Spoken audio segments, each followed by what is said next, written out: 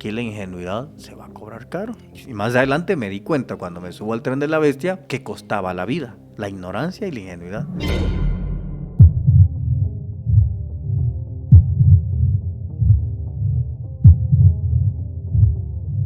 Conoces precisamente a Nayib Bukele. ¿Cómo es que llegas a oídos de él y empiezan a hacer cierto vínculo? Pidamos aquí comida y sale una ancianita, pero había uno que ya tenía experiencia. Dijo, vámonos de aquí, esta señora nos va a entregar. Y a lo lejos se veía que llegaron unas trocas ahí. Los agarran y los empiezan a encerrar, pero hay otra versión que dice sí, pero también se llevaron a mi primo, que es albañil, a mi tío, o sea, agarraron parejo.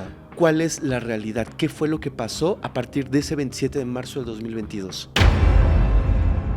En el gobierno de él, yo recibí la invitación para convertirme en diputado. Y yo dije, acepto. Pero en la pantalla eran rostros nuevos, chavos nuevos. Pero cuando yo abrí la cortina, personas que le habían saqueado al país, pero ahora eran buenos porque hoy estaban con Nayib. ¿Qué preferirías tú como salvadoreño, aunque no estás allá? ¿Ver a tu Salvador como estaba o quizás con un haz de esperanza?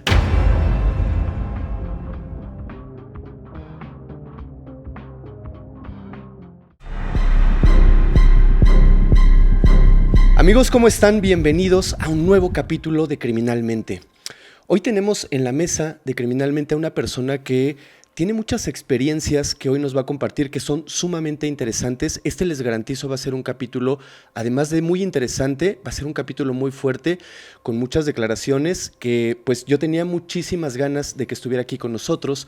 Hoy está Marcelo Larín. Marcelo Larín, creador de contenido salvadoreño y fundador del canal La Nueva Revolución del Salvador, una de las principales voces en el mundo de la política dentro de su país y también fuera. Marcelo, amigo, ¿cómo estás? Bienvenido.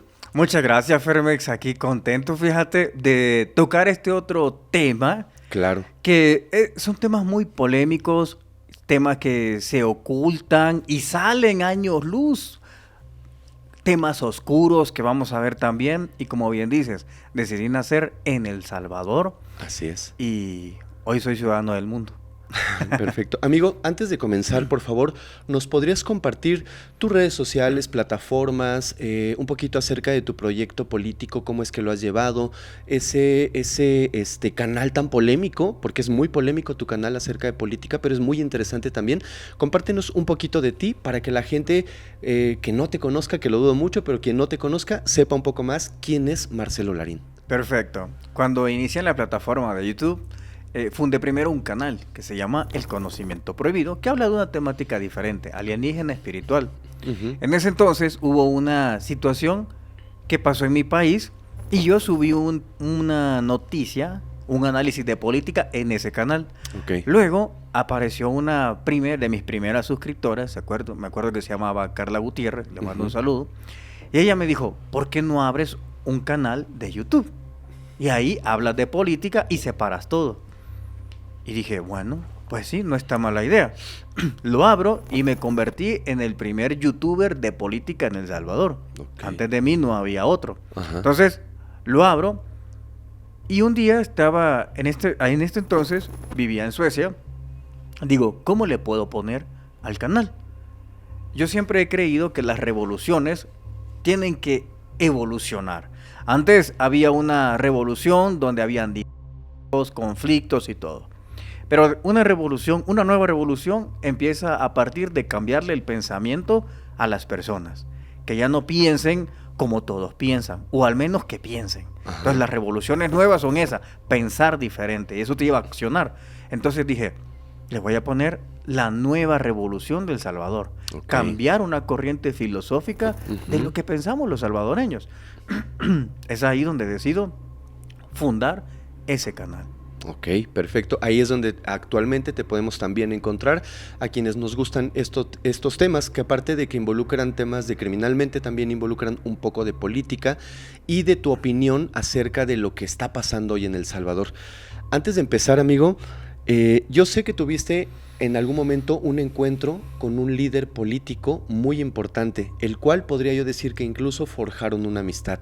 Me estoy refiriendo a Nayib Bukele. Pero antes de eso existía un joven salvadoreño con ilusiones, con metas, con cosas que quería hacer en la vida. Y me gustaría empezar por ahí, porque también a lo largo de ese camino, y voy a dar un pequeño spoiler, hubo una especie de confrontación. Algo que empezó como amistad, de pronto empezó con una confrontación también, y me refiero al mismo personaje, a Nayib Bukele y Marcelo Larín. Pero, ¿cuáles son los inicios?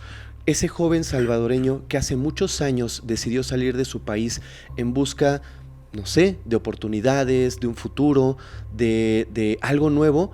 ¿Cómo fue que empieza tu historia? ¿Por qué decides de entrada abandonar El Salvador? Mira, fíjate que es curioso porque de pequeño me pasa un incidente en los cuales fue en el año 1996 y ese incidente me cambió la percepción de vivir, de ver la vida y de accionar en la vida. Entonces eso me llevó a posteriormente tomar una decisión muy joven de buscar un país a donde las personas tuvieran una conciencia un poco más expandida. En aquellos entonces, la conciencia de los salvadoreños no tenía tanta apertura. Allá se vivía en la conciencia de la supervivencia. Solo me importa lo que me pueda dar de comer y no me quiero saber nada más que lo que me va a servir para trabajar. En esa conciencia de la supervivencia se vivía y se sigue viviendo. Entonces no había muchas cosas de las que yo quería saber. Yo quería saber un poco más de cultura, de chamanismo, espiritualidad, etcétera, etcétera. Entonces decido irme fuera, y el país donde yo escuchaba que se hablaba mucho de esto y había mucho conocimiento era México. Entonces decido irme hacia México, pero para esto mi ignorancia era tal que yo no sabía que se necesitaba visa para entrar. Para mí solo se necesitaba quizás un documento, etcétera, etcétera. En aquello entonces yo era menor de edad, entonces pues tuve que salirme por otros puntos ciegos de la frontera. Llego a la frontera entre México y Guatemala, y ahí es donde yo veo por primera vez una imagen que solo había visto en documentales, y eran las balsitas. Esas balsas donde van los inmigrantes y cruzan. Ese río se llama Suchiate. Entonces, ese río que divide entre México y Guatemala es muy simbólico, porque ahí en México ya comienza el infierno como inmigrante indocumentado. Porque hay dos Méxicos. El México para los legales, los que entramos ahora legales, los ciudadanos, y el de indocumentados, que ese sí es casi que un infierno. Tienes toda la razón. Entonces, claro, cuando cruzo el río, la primera enseñanza, fíjate que me da México, es que la ignorancia se cobra caro. La ingenuidad te puede costar la vida. Fue la primera enseñanza que recibí al cruzar el río. ¿Por qué? Cuando yo estoy ahí, recuerdo que mi papá me dio una pequeña cantidad de dinero, creo que fueron $150, porque quizás ellos pensaban que yo iba a volver a vivir ahí, y que el dinero no me iba a alcanzar y que iba a regresar. Pero como yo me fui más por una situación espiritual y de conciencia, yo sabía que no iba a volver ahí, que ya era un viaje que ya no iba a tener regreso. Yo lo sabía muy bien. Entonces recuerdo que tenía $50 y le pregunto al de las balsitas, le digo, oye, ¿cuánto cobras ir cruzar? Y me dijo, $50. Y yo tenía 150. Entonces le digo, ok, pues está bien, porque yo había escuchado historias de que estaba el río Bravo y que te llevaba, pero aquí entonces yo desconocía que el río Bravo no estaba ahí. Solo escuchaba esas historias y yo decía, no, aquí me puedo ahogar. Y más yo veía gente que pasaba en lanchitas con sus hijos. Entonces digo, ok, toma, le pago, y empezamos a ir cruzando la lanchita. Yo me subo en las llantas y este tipo comienza a agarrar con una soga las llantas, los neumáticos, donde vamos cruzando, y comienza a caminar. Pero antes de eso veo que él se enrolla el pantalón a modo de arriba de las rodillas. Y bueno, él va cruzando, y cuando va a la mitad del río, yo empiezo a preguntarme a qué hora él va a nadar. Entonces llegamos a la mitad y él se da la vuelta y empezó a empujar el neumático porque ya no había agua. Entonces empezó, y me cruza a empujones del neumático. Yo me bajo y lo volteo a ver, que ya el agua le llegaba casi que a los tobillos. Y entonces me dice, son 50. Y yo me sentí así estafado porque Claro. dije, rayos, yo me enrollo y puedo caminar. Sí, claro, hubieras cruzado. Y claro, cuando yo le digo, oye, pero es que realmente no nadaste ni nada. Me rodearon unos bicicleteros, Y pagas. me rodearon y yo le dije, bueno, está bien, sí, pero hiciste tu trabajo. Y le pagué. Ahí yo dije, rayos, aquí la ingenuidad se va a cobrar caro. Claro. Se cobra caro y más adelante me di cuenta cuando me subo al tren de la bestia que costaba la vida, la ignorancia y la ingenuidad. A esto llegamos a la frontera. Ajá. La primera ciudad de México se llama Unión Hidalgo. Ujú. Entonces esa es la primera que atraviesa Tecunumán. La primera cosa que me pareció muy curioso es que hay una línea imaginaria mental entre México y Centroamérica. Fíjate la imaginaria línea mental que existe en el vocablo.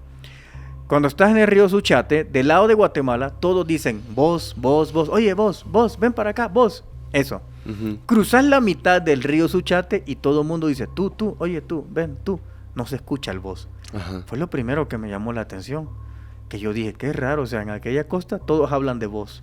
Te cruzas aquí, todos dicen tú, y hasta los centroamericanos dicen tú, para empezar a camuflarnos Claro. de todos. Hasta intentamos adoptar sus acentos, todo. Ajá. Entonces muchas personas pasan viendo Chespirito, El Chavo del Ocho, todo para tomar el acento y que cuando llegue migración tú intentes decir que eres de Veracruz, o si logras hacerlo muy marcado, saber que eres del norte o eres de Chiapas. Entonces intentan imitar mucho ese acento. Yo no sabía eso hasta que voy en el camino y yo me doy cuenta que hay gente que se prepara.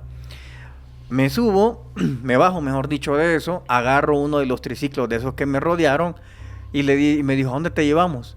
Yo no sabía, me dijo, bueno, donde se agarran los microbuses, le dije. Porque así le decimos a las combis Sí. que sí, están sí. allá en Sí, acá Tapachula. igual. Entonces me lleva ahí y claro, yo no sabía, yo dije, bueno, entonces quizás solo pago ahí y me voy. En eso hay un ojo que se desarrolla en todos y es que tú identificas al que es indocumentado. Digamos, yo bien puedo estar ahí y yo sé quién es indocumentado y quién es mexicano. Ujú. Se nota a la perfección. No te sé decir cómo, solo hay algo en mí que dice, este es indocumentado. Perfeccionas eso y decís, este es de Nicaragua, este es de Guatemala, sin que ellos te digan, tú sabes de dónde son. Es una cosa muy extraña que se desarrolla. Y en eso recuerdo que venía uno y me dice, ¿para dónde vas? Y yo le digo, voy a tomar la comi. ¿Para dónde vas? Y yo le digo, bueno, voy a ir a Tapachula, porque escuché que esa era la ciudad, que está a 30 minutos. Ujú. Y me dijo, mira, si vas ahí hay muchos retenes, te van a regresar. Y me sorprendió y le digo, ¿y cómo sabes que yo soy? Se les nota, a todos se les nota, me digo, yo soy de Nicaragua. Y entonces aquí hay que ir caminando hasta Arriaga.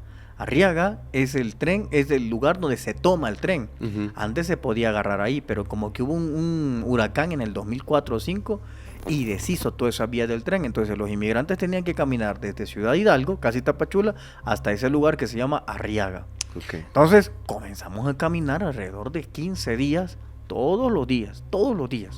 Tenías a las 5 de la mañana hasta que el sol cayera. Te vas juntando con amigos, vas haciendo grupos de personas y así van, donde ya tu cuerpo no aguanta, ahí tenés que quedarte a dormir. Claro, yo iba escuchando en el camino que habían secuestros, diferentes situaciones que habían, privados de libertad, etcétera, etcétera. Entonces fue ahí donde yo ya me di cuenta que uno no podía confiar. En una de esas, yo ya iba muy cansado junto con el grupo y uno de ellos dice, pidamos aquí comida, y sale una ancianita. Ujú. Y dice, muchachos, ¿tienen sed? Sí, era una casa que estaba a la mitad de la nada, una zona muy desértica. Y yo le dije, sí, está bien. Al niño me dice, se te ve que tienes hambre. ¿Tienes hambre? Ven, les voy a preparar comida. Claro, yo no había comido. Entonces le digo, sí, claro, iba a entrar. Y le digo, hey, la señora ha dicho que nos va a dar comida. Porque ella dijo, vengan todos, aquí les voy a dar comida. Fuimos, pero había uno que ya tenía experiencia. Y ese uno dijo, vámonos de aquí, vení. Y yo fui y escuché como la señora decía, aquí son 15 los que hay. Los voy a entretener, que van a comer y cáiganse, pero rápido. Yo escuché eso y sale la anciana que tenía como 70 años. Ajá. Y dice, vaya, espérense, ya vamos a hacer la comida aquí todo, vamos a comer en el nombre de Dios. Así que espérense un momento. Y a ella cocinaba y yo le dije a todos, esta señora nos va a entregar, vámonos. Y fue que nos fuimos. Y ahí corrimos, recuerdo, y a lo lejos se veía que llegaron unas trocas ahí. Y yo dije, uff, lo que nos salvamos. Pero no eran policías. No, no eran policías, obviamente no eran policías. Te iban a vender, o sea, esa señora trabajaba de eso. Entonces, después de ello, él fue el que me dijo, la ingenuidad se paga caro, o hasta con la vida, me dijo. Si yo no vengo aquí, es que usted ya no estuviera. Incluso ella nos dijo, mi hijo los puede llevar hasta Monterrey, porque él hace viajes hasta allá. Ajá. Claro, todo el mundo quería ir allá, menos yo no quería ir a Estados Unidos. Mi cosa era más espiritual. Ajá. Andaba en un viaje iniciático. Llegué a ese lugar, a Arriaga, Chiapas, me subo a la Bestia. Okay. Es tan famosísimo, ¿no? Muy famoso, muy famoso. O sea, es utilizado por una cantidad impresionante de personas millones, que migran de sus países. Millones de personas. En ese viaje conocí la verdadera amistad, conocí lo que es el amor de una chica. Ajá. Se conoce, ¿por qué? Porque vos no tenés nada que ofrecerle ahí a nadie. Claro. Entonces te ves los sentimientos. Auténtico. Auténtico. Y la amistad también. Nadie tiene que sacarte de dinero o de algo. No tenés nada, ahí te ofrecen tu amistad. Entonces ahí conocí la amistad, conocí el amor, conocí todo. Entonces ya tenía puntos de referencia. Cuando yo salí de eso, tenía puntos de referencia de qué es una amistad. Entonces nadie me engaña de qué es una amistad, qué es un interés, porque yo ya la había conocido. Ajá. Lo mismo en el amor, uno ya sabe quién te ama y quién no, porque yo ya había conocido eso. Claro. Entonces, esos puntos de referencia, claro, me sirvieron. Me monté en la Bestia, recuerdo, y había muchos ya expertos ahí, que allá habían sido deportados muchas veces. Cuando regresábamos, pues resulta que nos subimos al tren. El tren comienza a moverse y hay unos que salen corriendo al medida del tren y se tiran y se agarran. Esos ya están experimentados. La gente que no está experimentada, nos subimos al tren y pasamos 8 horas ahí esperando que él arranque y nos vayamos. Ajá. Entonces, recuerdo que empezó el tren, caminando, y hubo uno que me dijo, no te vayas a ir arriba. Me dijo, porque ahí hay corriente de viento. Aparte hay mucho loco allá arriba, me dijo. Aquí estás seguro. Si te subís, decime, yo te voy a acompañar para que veas, porque uno tiene curiosidad. Entonces le dije, ay, yo quiero ver allá. Subimos en el tren en movimiento y vimos todo lleno de inmigrantes de todos los países, mujeres embarazadas, tiernitos, todo. Entonces recuerdo que estábamos ahí y me dijo, mira, ese que está ahí, yo te apuesto que no va a llegar al siguiente pueblo que se llama Ixtepec, Oaxaca. Uh-huh. Ese no va a llegar ahí. ¿Sabes por qué? Me dijo, porque se ha dormido arriba. Y cuando uno se va a dormir, se tiene que amarrar si dormís arriba. Date cuenta, él ya no va a estar. Y bueno. ¿Por qué se caería? Se cae, porque como hace curvas. Sí, tú vas a dormir. Entonces, claro. Los que saben ya expertos en inmigrar, llevan sus lazos. Entonces, en sus lazos se amarran ellos a los barandales que tiene un vagón. Puedes dormir tranquilo porque te va sujetando los lazos. Pues en este caso, él me dijo, ese es un novato, ese no va a aguantar llegar allá. Vas a ver que no lo vas a ver. Claro, y él ya me fue diciendo, mira, esta tampoco, esta va a caer, no va a aguantar cuando lleguen allá. Ya él sabía todo. Y fue así. Cuando veníamos de regreso de ese paseo que él me dio, incluso hasta me enseñó cómo saltar. Y me dijo, observa, nunca saltes de esta manera, porque cuando tú saltas, el vagón va en movimiento y la gente, el tren lo succiona, te succiona y te corta el pie. Entonces me dijo, nunca hagas eso aunque lo hayas visto. Y ya me enseñó otra forma que uno pasa el vagón seguramente. Uh-huh. Y bueno, ya íbamos llegando y cuando regreso otra vez, efectivamente, el tipo ya no estaba. Y todos decían, se cayó. Obviamente esa persona ya no iba a entrar con vida. Luego de ello me siento Y recuerdo que hay uno que me hace una reflexión. Ya íbamos como el mediodía y se veían cuerpos ahí, esqueletos, de todo. Y cuando estábamos ahí, me dice uno, imagínate esto que te voy a decir.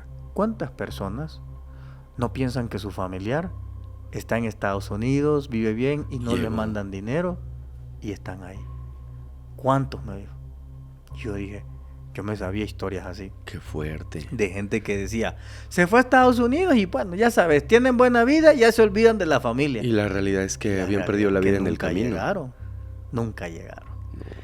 Cuando vi eso, se me hizo la piel. Me acordé de mucha gente donde yo vivía que decía eso. Se me vinieron tantos nombres, tantos incluso de mi madrina, tenía un hijo así. Ajá. Y yo dije, wow, esta es la respuesta del por qué nunca se reportaron. Y en México fue la última vez que hablaron con ellos. Ahí está la respuesta. Qué feo, qué fuerte. Y su familia pensando que están bien. Que están vivos Estados Unidos, que se han olvidado de ellos, etcétera. Sí, la realidad es otra, totalmente es otra. distinta. Y de ahí llegaste a México. De ahí llegué a Ixtepec, Oaxaca. Ajá. En Ixtepec, Oaxaca, llego a ese lugar y después de eso conozco a unos amigos que trabajaban en audiovisuales. Uno se llama Orlando, Agustín y Cristian. Ellos tres andaban haciendo un documental de inmigrantes. Recuerdo que era mi cumpleaños, entonces andaban haciendo un documental de inmigrantes y a mí me gustaba escribir canciones. Entonces mientras iba en el tren, yo iba escribiendo una canción de rap de toda la vivencia que yo iba viendo ahí. Recuerdo que bajamos y entramos a esa casa del inmigrante, así se llaman, casas del inmigrante y son refugios. Llego a ese refugio y cuando veo, llegan unos documentalistas que si tú quieres hacer algún documental tienes que ir a esas casas del inmigrante, que ahí están todas las historias, todas están ahí. Entonces llegaron ellos y yo estaba viviendo, recuerdo, habían unas latas y yo me había metido ahí. Ajá. Entonces yo salgo y yo digo, ay, vienen unos documentalistas, digo, periodistas, pensé yo. Ellos entrevistaban a todos y en eso me dijeron, ¿y tú de dónde eres? ¿Del Salvador? Ah, del Salvador, sí. Yo le dije, ¿ustedes qué hacen? Documental. Y yo le dije, oye, yo tengo una canción que yo hice. ¿En serio? Me dijo. Sí, le digo, ¿en serio? Ah, me dice, a ver, cantala. Y la canté. Y me dijo, ah, oye, pero está bien. Me dijo, oye, grábala y nos la das para el documental. Y ellos hasta me hicieron un video ahí, fíjate, un video musical ahí, en eso. La cuestión que ellos se hicieron muy amigos míos en cuestión de 4 días. Y ellos me dijeron, ¿y tú para dónde vas? Y le dije, no sé.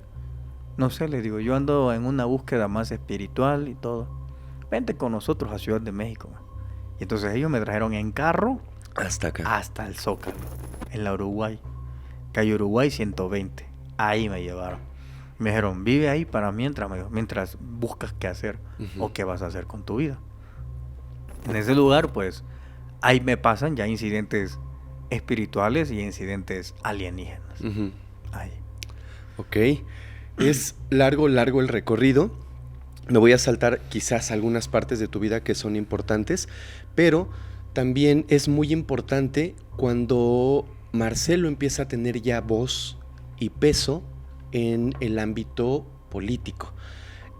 Yo sé que esta parte, y no me la salto por grosería, lo quiero dejar claro. Sí, sí. Es una parte que, pues, quizás en otro momento, la parte espiritual, la parte de tu encuentro, la parte... la pueden buscar en el canal de FEP. Sí, exactamente, es otra historia, es una historia totalmente distinta, pero yo que tengo ahora la oportunidad de tenerte aquí en Criminalmente, frente a mí, yo te quiero preguntar algo. Sales del Salvador. En algún momento de la historia empiezas con este podcast hablando acerca del gobierno salvadoreño, de sus deficiencias, quizás de sus fortalezas. Empiezas con una especie de crítica hacia tu propio gobierno. Pero hay un parteaguas, creo, o le puedo llamar yo así, dentro de esta carrera que tienes dentro de los medios, donde conoces precisamente a Nayib Bukele, ¿cierto? Ahí me gustaría empezar lo mismo, desde el principio. ¿Cómo es que lo conoces?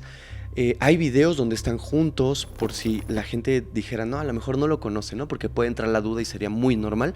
Hay videos que estamos poniendo ahora donde estás tú haciéndole una entrevista a Bukele, donde están juntos, donde él te está llamando, hay fotos donde están ustedes dos, etcétera. Pero, ¿cómo es este salto? ¿Cómo es que llegas a oídos de él, se interesa por ti y empiezan a hacer cierto vínculo? Es interesante porque, como te expliqué, fundé ese otro canal. Uh-huh. No había nadie en YouTube que hablara de esas temáticas en aquellos entonces. En aquellos entonces yo comenzaba a criticar y también a aplaudir cosas buenas de un gobierno. Entonces comencé con un gobierno que se llamaba de Arena. Uh-huh. El gobierno de Arena nos gobernó 20 años. Entonces, Arena, para quien no sepa, es un partido político. Es un partido político que se llamaba Arena. Uh-huh. Entonces, 20 años era lo que equivalía al PRI, más o menos, allá, Arena. ¿Ok? Entonces, después de eso, yo los criticaba y también decía, esto me parece bien, pero esto está mal. Entonces, llegó otra ideología que se llamaba FMLN, que aquellos eran de izquierda. Okay. Entonces, los primeros eran de derecha y los otros eran de izquierda. Entonces, llega un presidente que se llamaba Mauricio Funes, y era la primera persona que no venía de la élite, era un periodista. Entonces, él fue el primero que logró vencer al Partido Arena después de 20 años que ellos era una dictadura democrática. Eso era. Entonces, resulta que llega él, igual, yo critico las cosas que hace él y critico las que hace bien. Pero después llega otro presidente del mismo partido, FMLN. Entonces, este partido último duró 10 años, que es de ahí donde surge Nayib Bukele. Uh-huh. Es decir, que antes que Bukele fuera relevante, yo ya existía en la plataforma de YouTube. Okay.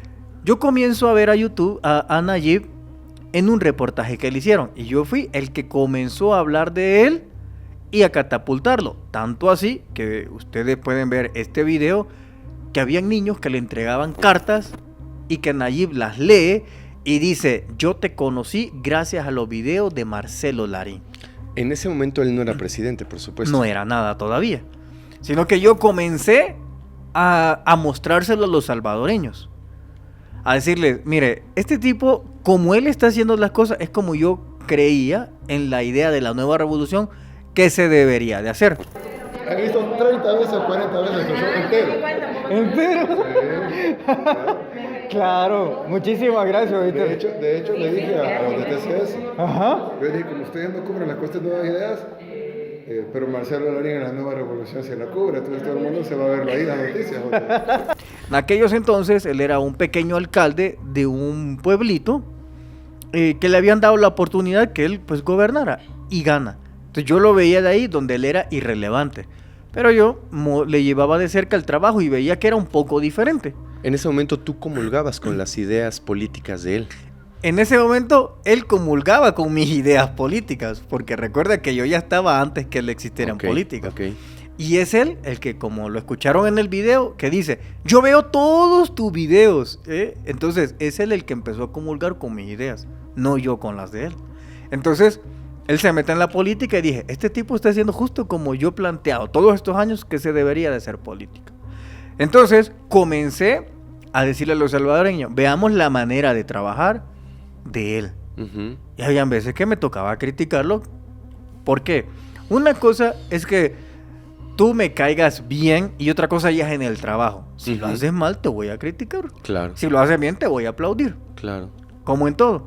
Por eso es que en el video, si lo pusieron, él dice, yo vi el video de Marcelo Larín y yo no sabía si me iba a criticar o iba a hacer algo bueno. Porque yo siempre he sido imparcial en mi trabajo de la política. ¿En ese momento ya habías regresado a El Salvador? No, en ese momento yo estaba en Suecia. Ok. Cuando yo ya comienzo en la plataforma de YouTube, yo lo fundo en Suecia.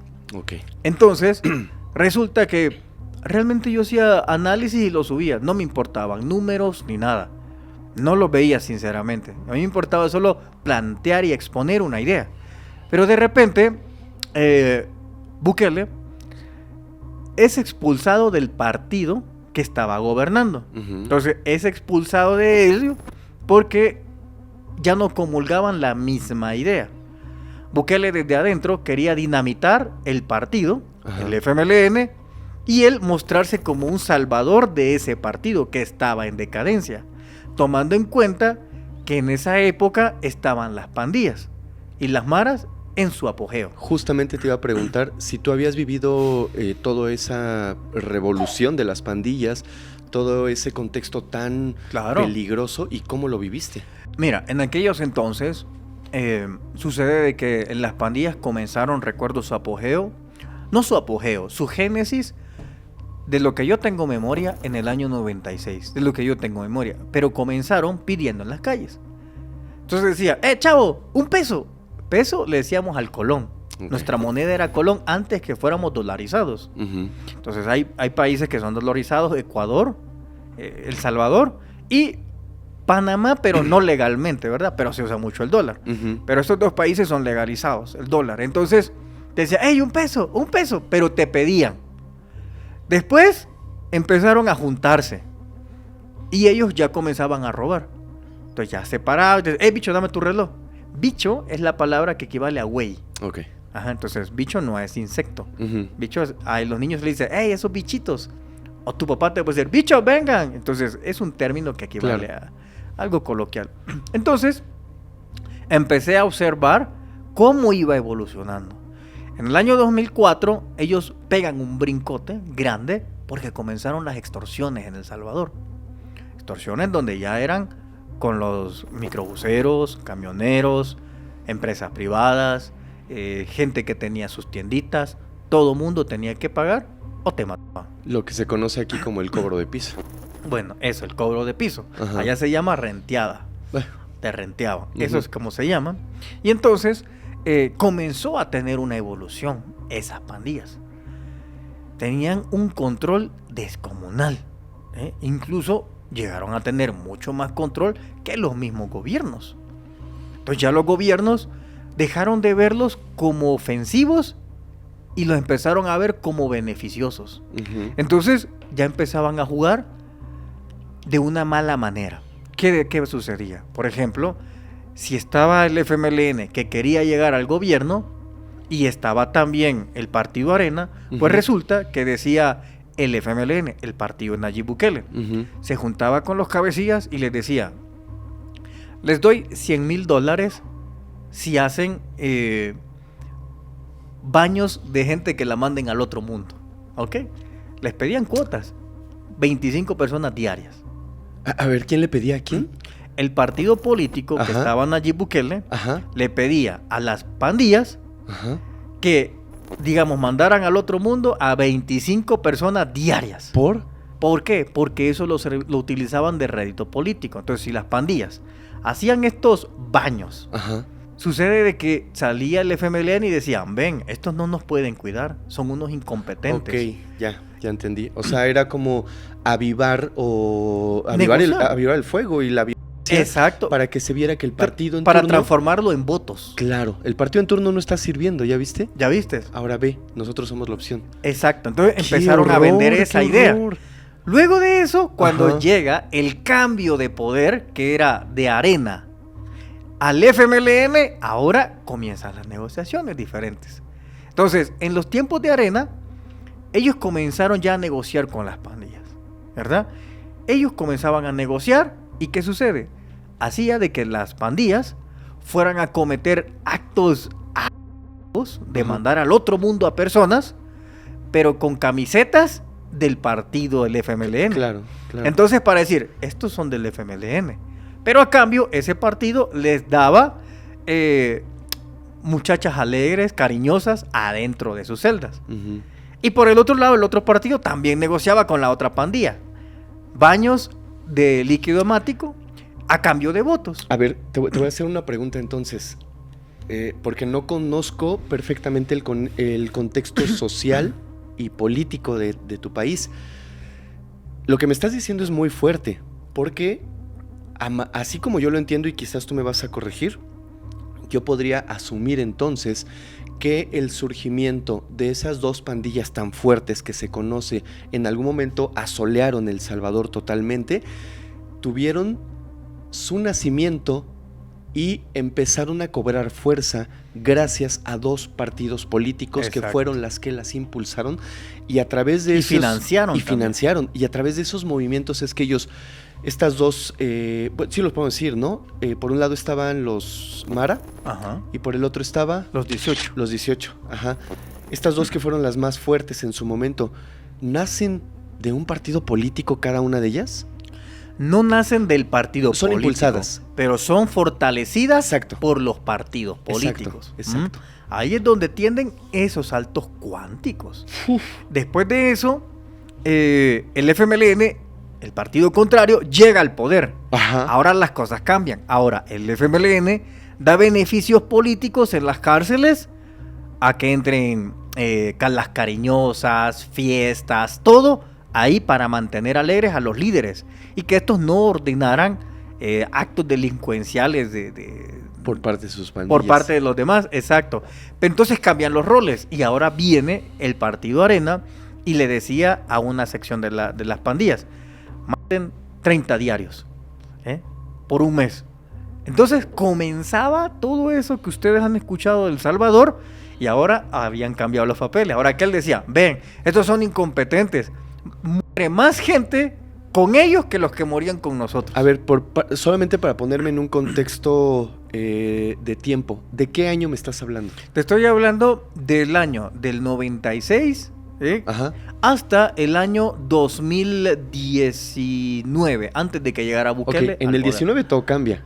En el 19... Porque el 1 de junio de 2019 es cuando Nayib Bukele toma posesión de la presidencia. Exacto. Pero por favor continúa con esta parte que me estás contando, que está muy interesante. Entonces viene el partido de Nayib Bukele y como ellos gobernaban, pero había alguien que estaba aprendiendo el manual y era Nayib, porque ya pertenecía ahí. Entonces él sabía cómo era el manual. Luego de esto, entra Bukele en una forma, y sus aliados, sus amigos, de una forma bien heavy. Porque a lo que estamos grabando aquí, hace 2 semanas, acaban de salir nuevos testimonios de que las figuras que rodeaban a Bukele desde la alcaldía, cuando él era de San Salvador, recordad que está gobernando el partido de Nayib Bukele. Cuando el partido de Nayib ordenaba redadas de las pandillas, desde la alcaldía gobernada por Nayib Bukele, siendo alcalde, él y todos sus consejos, como ya tenían contacto con las pandillas, les decían: va a haber redada en tal lado, corran. Entonces, desde la alcaldía, los colaboradores de Nayib le avisaban a los pandilleros que venían redadas de policías, para que no los capturaran. ¿Para qué? Porque en el futuro Nayib les iba a cobrar ese favor de avisarles que no los iban a agarrar. Entonces, las pandillas empezaron a darse cuenta que tenían un aliado, que era Nayib. Porque su consejo y sus amigos les estaban avisando cuando venían por ellos.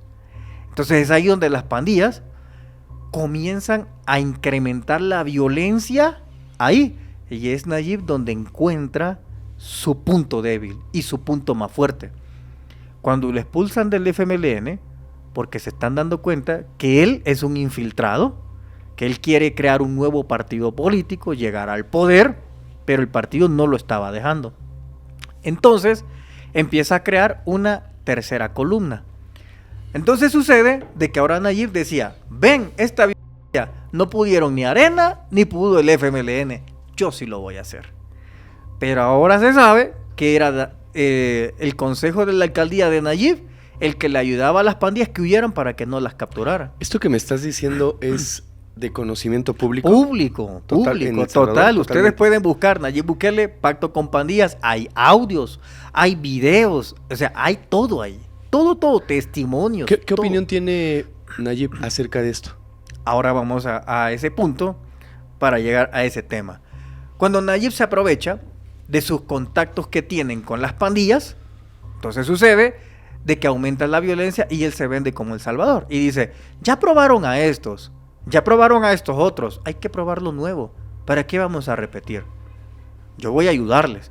Pero en toda su publicidad nunca dijo que iba a atacar a las maras, nunca. Él vendió más o menos la teoría de abrazos y no abrazos. Más o menos vendió eso. Entonces, ¿por qué? Porque tenía que tener contento a los pandilleros. Mientras los pandilleros hacían su fiesta violenta, él acusaba a Arena, acusaba al FMLN de que eran incompetentes.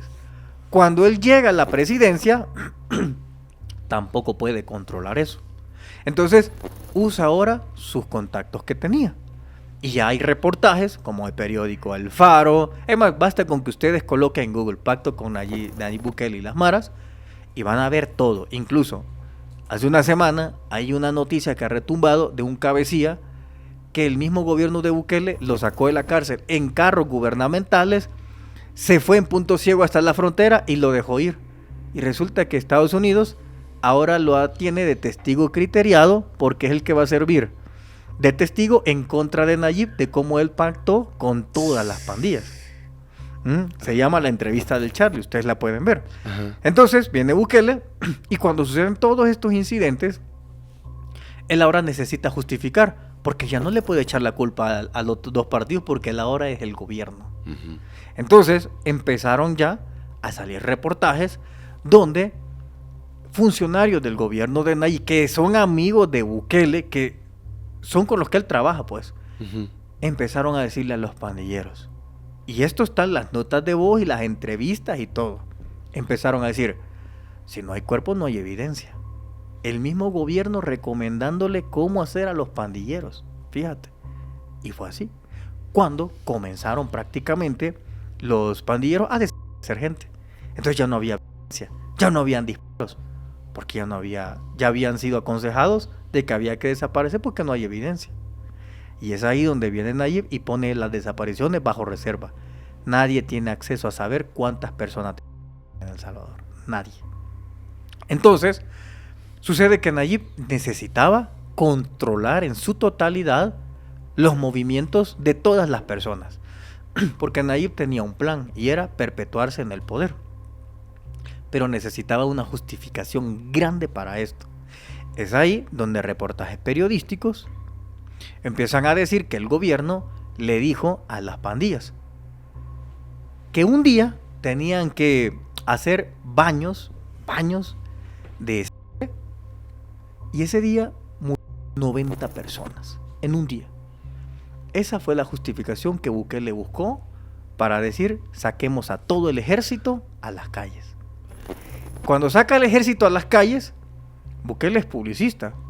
Entonces empiezan a contratar youtubers, tuiteros, empiezan a financiar redes sociales, editores, un ejército de editores, de todo, para que editen videos y exploten las redes sociales y que llegue a México, a Estados Unidos, a Colombia, como Nayib está combatiendo.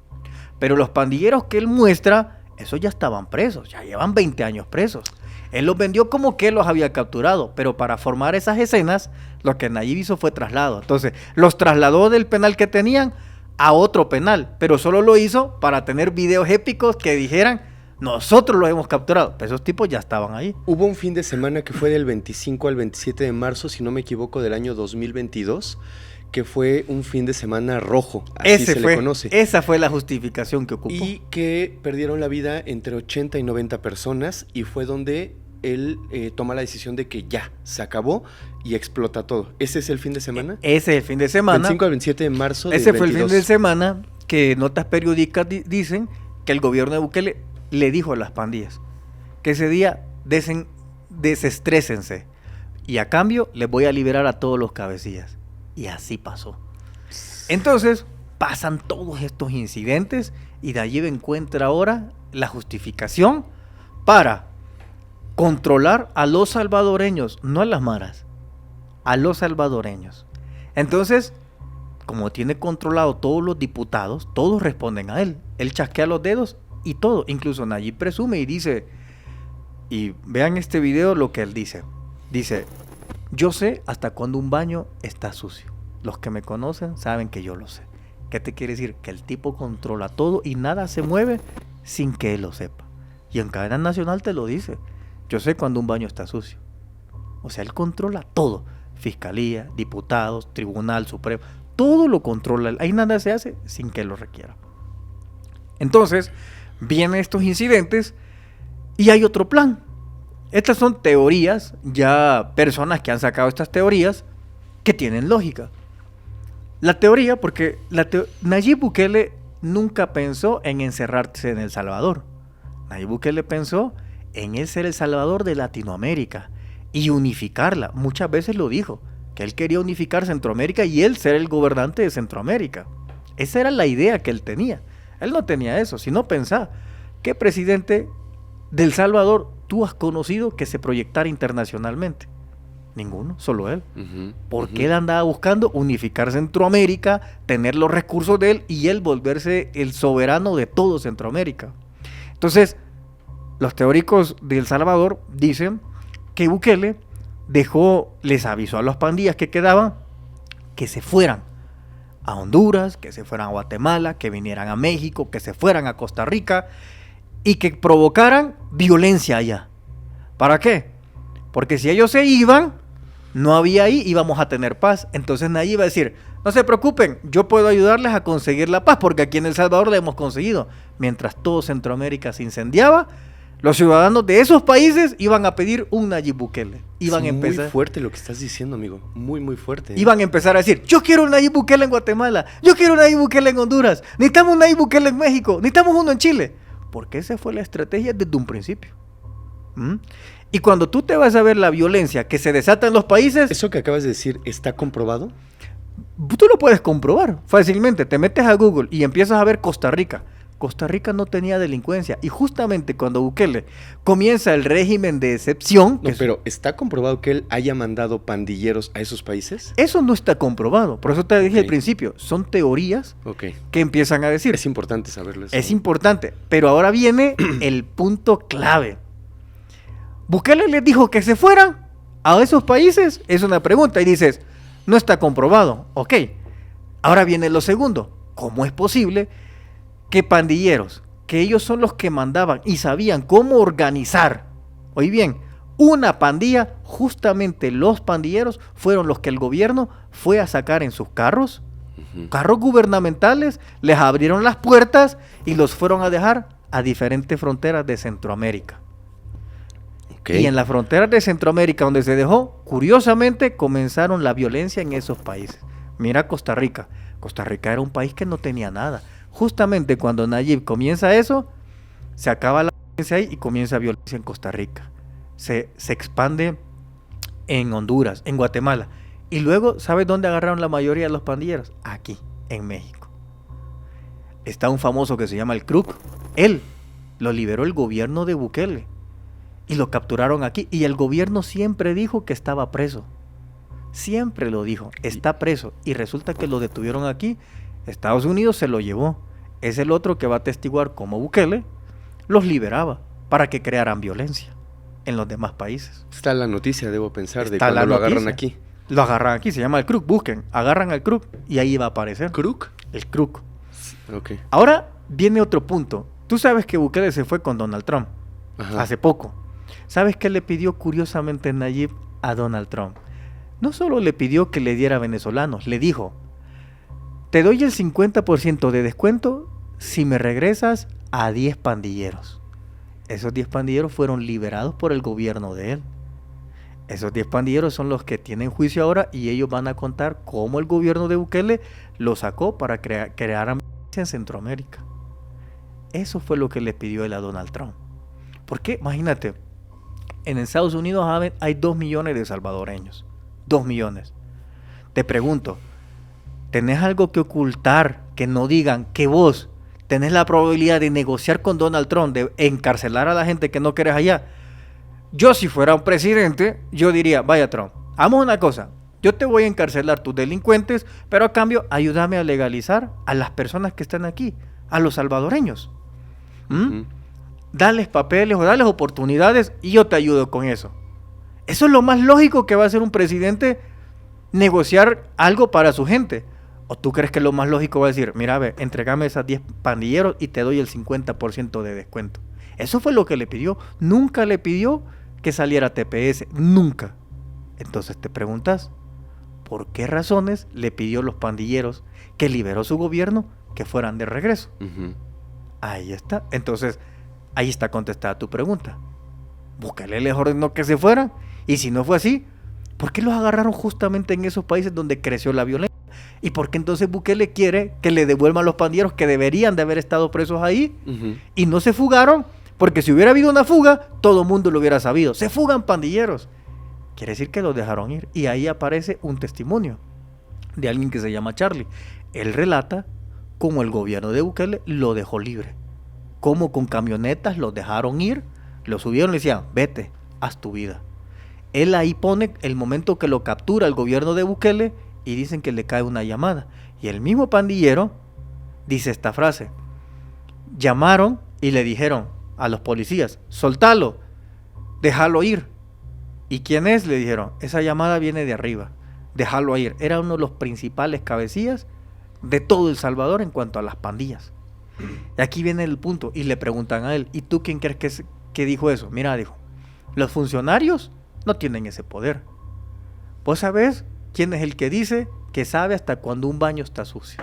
Pues él creo que fue el que llamó para que me dejaran libre. ¿Y quién es ese? El que dice eso es Nayib. Ahí la dejó caer él. Es entrevista de hace reciente, 2 semanas, que ha causado un terremoto en El Salvador. Tanto así que Nayib no aguantó la presión, que tuvo que dar transporte gratis 1 semana para ver si así la gente dejaba de hablar de eso. Me voy a regresar ligeramente en el tiempo porque es muy importante que los que no somos de El Salvador conozcamos cómo es que empieza, vamos a ponerle así, toda esta limpieza. El 27 de marzo del 2022, si no me equivoco, a través de la Asamblea Legislativa se aprueba la ley de excepción. Ajá, régimen de excepción. El régimen de excepción. Este régimen donde se acortan ciertas garantías constitucionales que tiene cada individuo salvadoreño en este caso, y después que se aprueba este régimen de excepción es que empieza prácticamente la cacería de todos los pandilleros que existen. No, de gente civil. O sea, la cacería era para todos. Lo que nosotros sabemos, es que esa es la pregunta, lo que nosotros sabemos, la noticia que hizo llegar El Salvador acá, la noticia que nos hacen llegar a no solo a México, sino a distintos países, es que hubo una cacería de estas, principalmente de estas 2 pandillas que estaban tan fuertes. Hay imágenes que yo he visto en internet, en noticieros, donde se ve una cantidad impresionante de pandilleros que están llevando en camiones, que los llevan sometidos, los llevan sin playera, los llevan esposados, los llevan agachados, y se ve cómo los empiezan a meter a estas cárceles. De hecho tiene un nombre la cárcel, se me acaba. Secot. Ajá, los Secot. Los empiezan a meter. Ahora, hay 2 vertientes de esta historia y quiero que esas tú me las expliques. Hay una vertiente que dice que agarraron a todos los pandilleros de estas 2 facciones, de estas 2 facciones, Mara y 18, ¿cierto? Los agarran y los empiezan a encerrar, pero hay otra versión que dice sí, pero también se llevaron a mi primo, que es albañil, a mi tío, que era chofer, o sea, agarraron parejo. ¿Cuál es la realidad? ¿Qué fue lo que pasó a partir de ese 27 de marzo del 2022? Eso es interesante, porque resulta que el gobierno le pedía a la policía una cuota de 50 personas, 100 personas que tenían que ser capturadas. No importaba si eran pandilleros o no. Tenían que ser capturadas porque tenían que hacerse videos y reels para Instagram, para YouTube, para Facebook. Luego pagar publicidad para que eso saliera a México, saliera a Estados Unidos. Y es lo que te decía, el plan para venderse a Nayib como un salvador y después él salvar a todo Centroamérica de la violencia. Tanto así que los mismos pandilleros, amigos de él, le decían Batman. Lo narra el pandillero, que le decían Batman porque él se creía que había llegado a Ciudad Gótica todo un caos en donde él lo iba a arreglar. Entonces Nayib se hacía llamar Batman, según lo relatan sus amigos pandilleros. Fíjate, es curioso. La cuestión es que cuando llega el régimen de excepción, acortar no es... El término es que eliminó. Es decir, yo te agarro a ti y te llevo preso. Puedes estar preso 5 años sin que te prueben nada, ni que estudien tu caso, ni nada. 5 años de tu vida perdidos. No tenés derecho a abogados, no hay defensa, tu familia no te puede ver. En pocas palabras, te secuestran. Entonces, lanzó eso el régimen de excepción y empezaron a secuestrar el Estado a todo mundo. ¿Por qué secuestro? No te permiten defensa, no permiten que tu familia te vea, no te permiten nada contacto con el exterior, nada. Tú no sabes si tu familiar ha muerto o está vivo, no sabes nada. Solo sabes que está capturado porque tampoco sabes en qué penal está. No sabes nada. Entonces comenzaron a agarrar parejo en todo eso. Se habla de que en un año privaron de la libertad, bueno, metieron a la cárcel a más de 70,000 personas. Más de 70,000 personas que el 50% de estas no tenía ni un vínculo con pandillas. Ni uno. Fíjate, ni uno solo. El 30% tampoco se le ha comprobado, pero es dudoso si son inocentes. A ver, pero ahora yo te pregunto, haciendo un paréntesis en esta historia, hoy por hoy, al día de hoy, ¿cómo ves la violencia o la paz en El Salvador hoy? Hoy por hoy, fíjate que ha mutado. Porque antes te mataban los pandilleros, hoy lo hace el gobierno. Antes no podías hablar porque los pandilleros estaban ahí. Hoy, como el gobierno de Bukele ha sacado a todos los militares y la policía y están en cada cuadra, tú no puedes opinar mal de Nayib porque te mandan arrestado. Tú no puedes decir, Nayib es dictador. No puedes decir eso porque el policía llega y dice, tus documentos, se les mostras, vas detenido. Sin justificación, la única justificación es régimen de excepción. Te lo voy a preguntar directamente porque tengo que saberlo. Todo esto que me estás contando hoy en esta mesa, ¿te da miedo que llegue a oídos de Nayib? Porque él te conoce. Claro, fíjate que es muy curioso ese punto. Lo digo porque Bukele, al principio, cuando él va y me busca para que lo entreviste, ya ven ustedes videos donde él dice que es mi fan, pues, número uno. ¿Okay? Eso es lo que él dice en los videos. Como te dije, yo fui crítico en gobiernos pasados, de lo bueno y de lo malo. Pasa lo siguiente, de que llegan allí al poder. Entonces Bukele pensaba que porque teníamos quizás ciertos lazos de amistad o simpatía, tú y él, íbamos a tener, yo iba a obviar las violaciones a derechos humanos, la corrupción. Él pensó que yo iba a ser como una foca y que iba a aplaudir todo. Entonces, cuando sucede eso, yo pongo un freno y digo, espérate, eso es corrupción. A mí me valió 3 peperechas que él sea el más famoso de América y que todos quisieran un Nayib. Ahí hay corrupción y yo la voy a señalar. Porque yo soy una persona íntegra. Si tú eres mi amigo, eres mi amigo. Pero dentro de esa amistad, si tú haces algo mal, yo te voy a decir, bro, yo creo que eso estuvo mal. Creo. Evaluar y pensar. Porque eres mi amigo. Un amigo no va a dejar que hagas cosas malas y se va a reír. Ah, mira, se pasó de la dosis y voy a hacerte chiste. O sea, me estás diciendo que ya tenían una amistad. Podríamos tener lazos, tal vez, no tanto como una amistad, porque yo no quise tener amistad con él.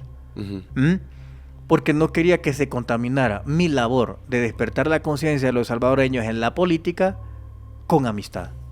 Si no, uno entra en un debate. ¿Es mi amigo? Sí. ¿Voy a contar que es corrupción? No, porque es mi amigo.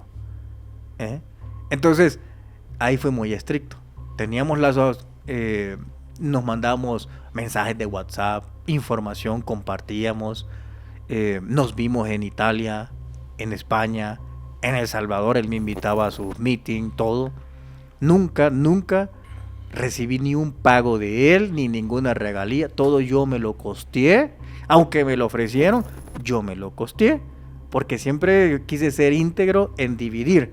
Este tipo es un político. Mañana puede cambiar. Puede ser mi amigo, sí, pero no deja de ser político. Y la política cambia a las personas o muestra quiénes son.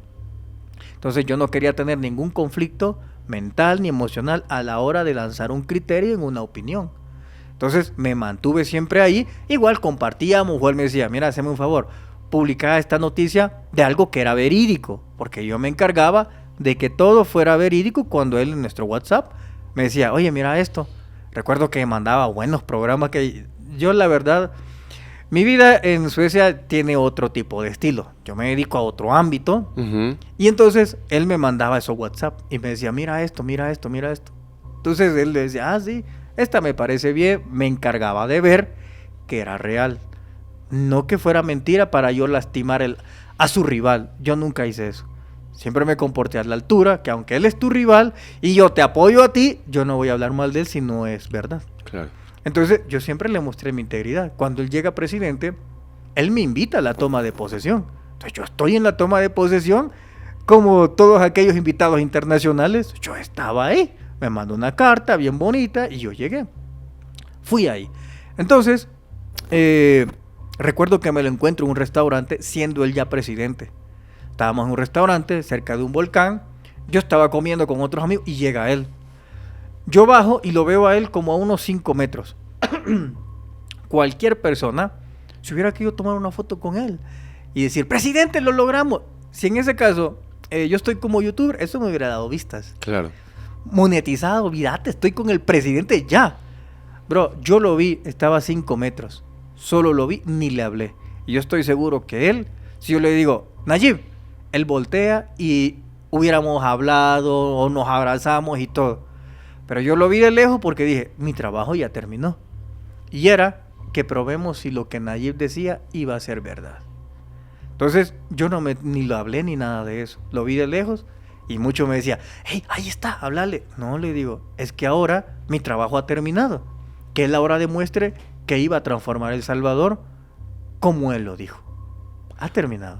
Hoy por hoy hay gente que aplaude lo que él hace porque siente en las calles, yo lo he visto en entrevistas, ¿no? Porque no he ido a El Salvador, pero hay gente que aplaude lo que él hizo porque hoy sienten las calles tranquilas, hoy no hay tantos decesos, hoy ya no hay pandillas y si las hay debe ser mínimo, o sea, debe ser prácticamente nulo lo que se vive en las calles.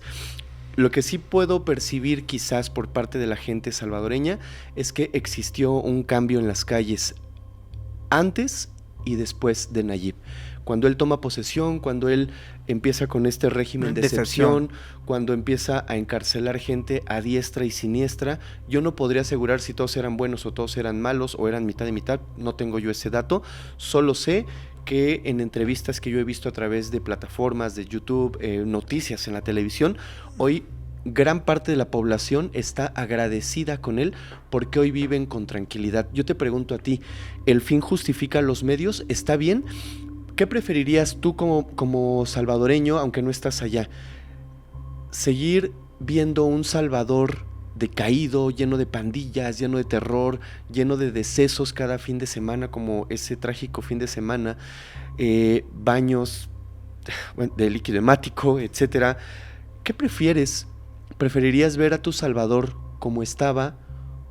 O, repito, el fin justifica los medios y hoy hay un Salvador quizás con un haz de esperanza. Y lo digo desde la ignorancia política y social porque yo no vivo allá, pero te lo pregunto a ti. Fíjate que no preferiría ninguno de esos dos. ¿Por qué? Porque el gobierno llegó a tomar el camino de las pandillas. Entonces, antes las pandillas, ¿qué es lo que hacían? Ellos de un solo te mandaban al otro mundo, ¿verdad? No había ley y te mandaban al otro mundo. Búsquenle con el régimen de excepción, te manda a la cárcel y la gente sale de ahí embolsada. O pierde 5 años de su vida. No sabes qué pasa, no sabes nada. Antes el pandillero decía, este dijo tal cosa de las pandillas. Su clica llegaba y hacía lo que tiene que hacer, su trabajo. Hoy, claro, en las plazas vas a ver militares y policías donde llegan los youtubers a hacer encuestas y la gente está obligada a decir buenas cosas, porque si vos decís malas cosas, la idea que ha forjado el gobierno de Nayib es, si vos criticas a Nayib, sos pandillero y tenés amigos de pandillas. Si vos decís, no estoy de acuerdo, este es pandillero. Entonces los policías están ahí, cuando están los encuestadores, el policía está atrás del encuestador. Te voy a mandar unos videos para que veas cómo la policía acosa a las personas cuando llegan cámaras. Porque si vos hablas mal de eso, él ahora tiene la justificación, la policía, y dice, este habló mal de Nayib, es pandillero, hay que capturarlo por el régimen de excepción. Entonces todos los videos que tú has visto es porque la gente tiene que hablar así, porque si decís algo en contra, simplemente vas preso, quién sabe cuántos años más, quién sabe. Y aquí entra este otro punto. Había una persona que se llama Alejandro Mason. Él fue el primero que le dijo a Nayib, aquí en tu gobierno hay delincuentes. Era un amigo de su infancia. ¿Sabes qué hizo el gobierno de Bukele? Lo mandó a secuestrar, lo metió a la cárcel. ¿Y sabes cómo salió él de ahí? ¿Cómo? En bolsa negra, sin órganos ni nada. Nayib no dijo nada. Lo silenciaron por completo porque él trabajaba, él era el que le llevaba la seguridad a Nayib. Y a su amigo le hizo eso porque él iba a contar al mundo lo que realmente hacía Nayib. Fíjate que me voy a escuchar quizás muy, yéndome muy al extremo de la pregunta, pero Esto que acabas de decir de las plazas, de que no puedes hablar mal del gobierno, no puedes hablar específicamente mal de él, ¿tú crees que en algún momento ese orden o ese supuesto orden llega a compararse con el de Corea del Norte? Por ahí vamos. ¿Por qué? Hoy hasta tuiteros, brother. No podés tuitear cosas que te meten presos. Hay tuiteros que los han metido 4 años presos por cuestionar a Nayib. Te voy a mandar esos recortes. Eso es increíble. Gente que en YouTube o en otros lados, que son salvadoreños, ¿verdad? Pero que viven en Estados Unidos y opinan mal de Nayib. La fiscalía arma casos y se los manda allá para decirles, en el momento que te porten, vas preso. Y están documentados todos esos. Hay una pregunta que vos me hiciste. ¿Tengo miedo de que Nayib me haga algo más? Por supuesto. Nayib no se la va a tentar a la hora de mandarme al otro mundo. Por supuesto que sí. Pero es que hay que hablar con la verdad.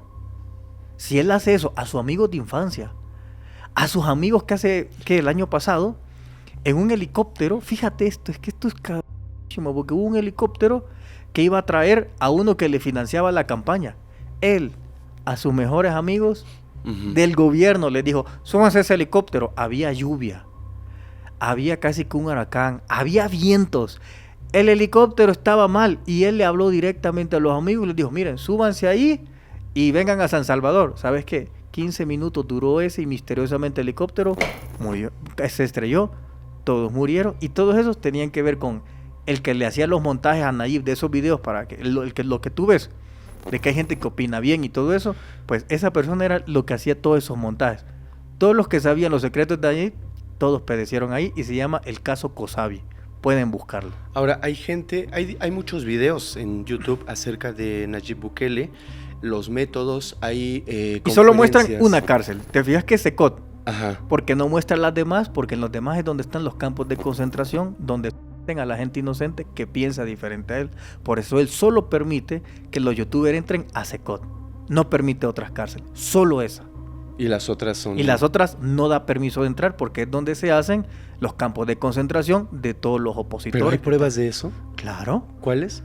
Te voy a mostrar estos videos. Bueno, vos los vas poniendo ahí, que es donde están los testimonios. Todo el 2022 yo vi muchas capturas y muchas personas entrar dentro de ese margen del régimen como tal. O sea, de hecho todos éramos civiles, entonces yo no conviví con pandilleros, como digo, entonces éramos civiles, personas que ni siquiera tenían una condena, sino en proceso de esperar su audiencia y su juicio. No conviví con pandilleros, estuve con personas civiles, así como yo, personas comunes. Incluso hubo un youtuber que se llama Lethal Chris. Él ha sido el único que mostró la realidad. Hay testimonios de cómo lo someten. Incluso hay gente presa que salió viva de ahí y denunció que ahí hay estas cosas que lo hacen y lo volvieron a meter presos otra vez por haber hablado lo que ahí había. Disculpa que pregunte en todo sí, momento no, tú tienes que hacerlo. De las pruebas, porque claro, realmente te digo, yo desconozco la situación real de El Salvador, sí. No lo sé. Yo tengo otra visión, que es la que me ha mostrado el noticiero, el Instagram, Facebook, Internet, claro. YouTube, etcétera. Pero si hago mucha referencia a esto y te digo, Marcelo, ¿tienes pruebas de lo que estás diciendo? Sí. Porque hay puntos que has tocado en esta entrevista que son extremadamente delicados. Claro.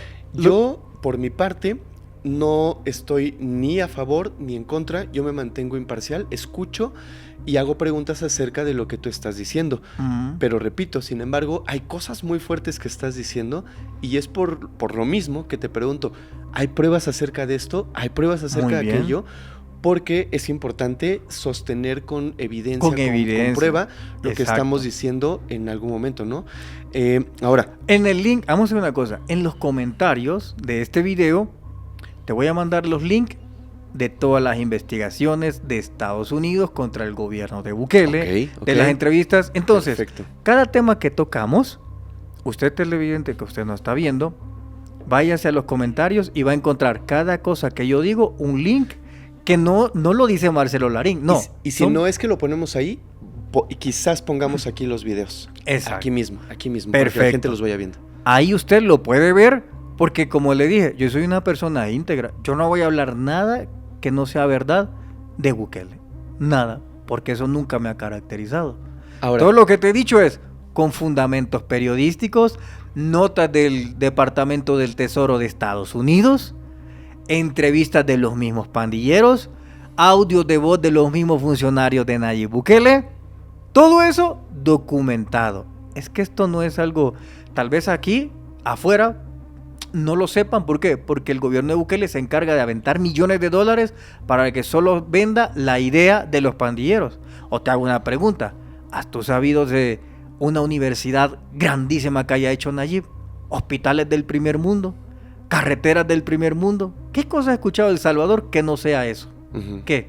¿Verdad que ninguna? así es. Ahí está. Podría ser, y no defiendo la idea para nada, pero podría ser que tampoco estoy tan informado en la parte de desarrollo social, desarrollo tecnológico por parte de El Salvador, porque pues, Porque tú no te metes a buscar. claro, no, Entonces, esos videos que a ti te llegaron, tú no los buscaste. no me llegan solamente. Ahí está el punto. ¿Por qué entonces crees que Nayib no le hubiera interesado más esta universidad del primer mundo es la que hemos hecho y financiarla? ¿Qué te hubiera dado mejor imagen? ¿Cómo capturas a pandilleros o cómo a los salvadoreños los educas en unas megas universidades? Creo que ambas, porque lo que sí es definitivo es que El Salvador, así como muchos países de Latinoamérica, Centroamérica, Sudamérica, están viviendo una ola de violencia impresionante, incluido México. Entonces es muy importante empezar por resolver ese problema, ese cáncer que aqueja a muchos países, Muchísimo. desgraciadamente. Por eso es que yo lo veía de alguna manera como un inicio en El Salvador, y tienes toda la razón. Hay tantos videos en internet de él y viendo eso que hizo. Pero ahí viene tu comentario que decía, ambas son importantes. Claro, ambas Ahora son yo te importantes. pregunto, si ambas son importantes, ¿por qué nunca has visto nada del lado que yo te he dicho, de las universidades? Claro. Voy a investigar, no me quedo con tu respuesta, lo voy a investigar. Voy a tratar de investigar cuáles son los avances sociales más allá de la captura de todas estas personas. Exacto. Y si realmente existen o no existen programas sociales de apoyo a pues los niños para que tengan alguna beca, no sé. Voy a investigarlo. Muy bien. Sí, voy a sí. investigarlo, no me quedo con la respuesta tuya. Está muy bien. E invito también a la gente Al debate. sano, y que investiguemos juntos qué hay y qué no hay de verdad en todo Eso es lo más importante, que no nos quedemos con eso. Y es más, fíjate que en el gobierno de él yo recibí la invitación para convertirme en diputado. Ok. Entonces, en mi caso personal, yo vi una oferta increíble y era saber cómo funcionaba ese partido, si era igual que los otros dos. Estar dentro. Entonces dije, bueno, pues si esto me están diciendo que lo haga, yo dije, acepto. Pero ¿qué sucedió? Me abren las puertas del partido y yo empiezo a ver que las mismas personas que habían saqueado El Salvador en los otros partidos son los que controlaban este. Pero en la pantalla eran rostros nuevos, chavos nuevos, la familia nueva de Nayib. Pero cuando yo abrí la cortina, me voy encontrando a gente como un tal Walter Araujo, personas que le habían saqueado al país, pero ahora eran buenos porque hoy estaban con Nayib. Mi shock fue enorme al decir, o sea que no hemos salido de lo mismo.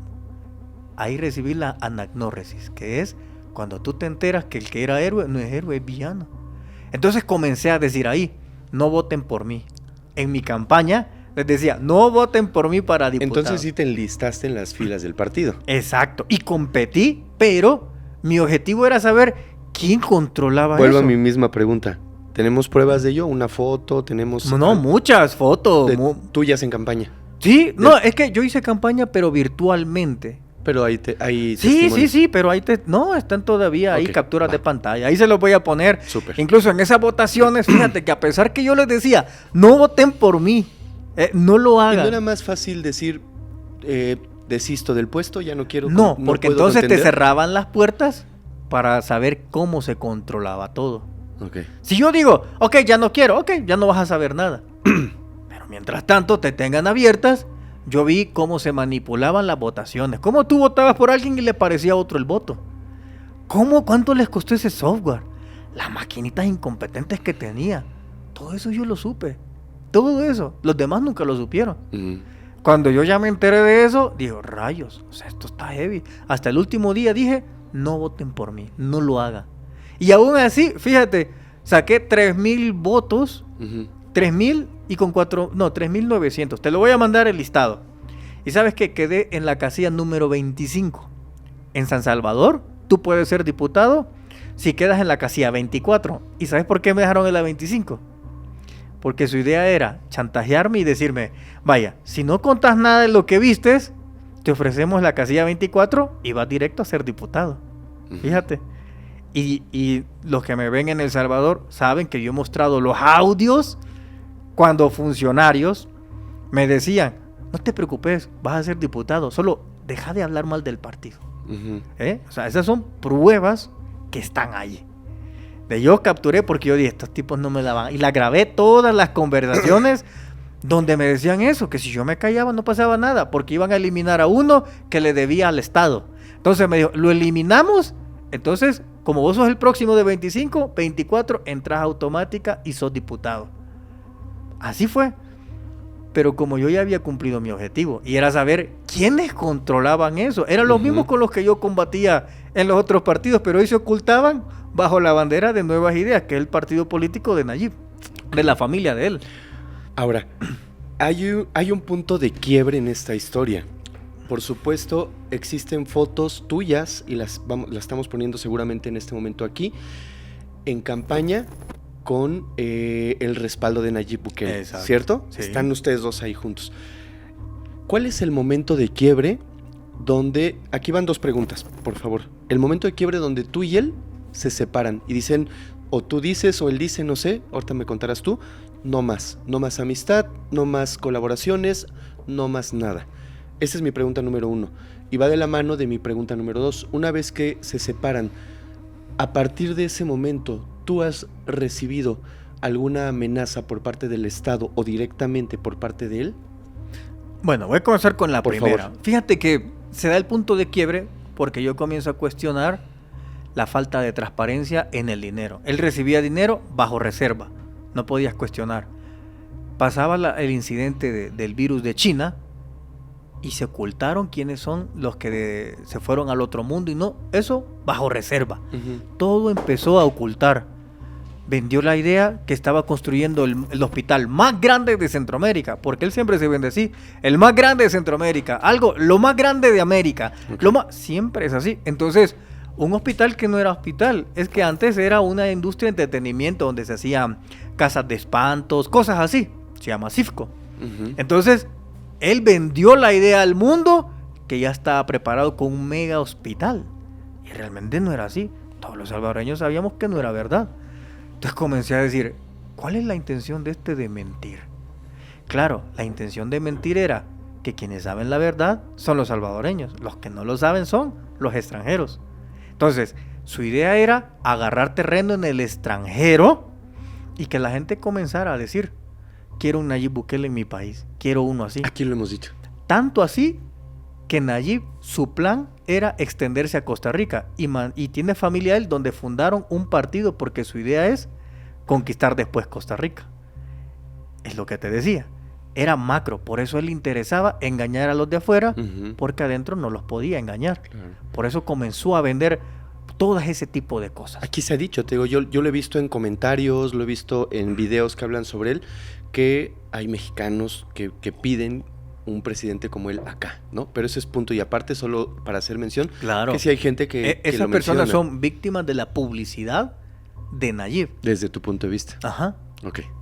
Son víctimas de la publicidad de Nayib porque es el objetivo de Bukele. Vender esa idea para que los demás lo aclamen. Y luego que vengan otros presidentes y le pidan ayuda a él. Y luego él venderse como el salvador de esos países. Okay. Que fue lo que hizo con Trump. Entonces también. ¿El quiebre se da? El quiebre se da cuando yo comienzo a ser más rígido en mis críticas. Pero ojo, yo no voy directo con él. Lo más lógico, me fui y dije, ok, este está mintiendo.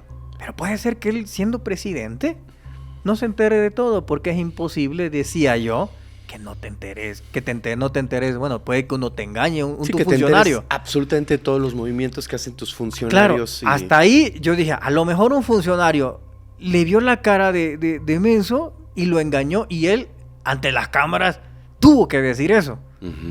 Mi mente, como te dije, siempre fue en un criterio en los cuales veía todos los aspectos.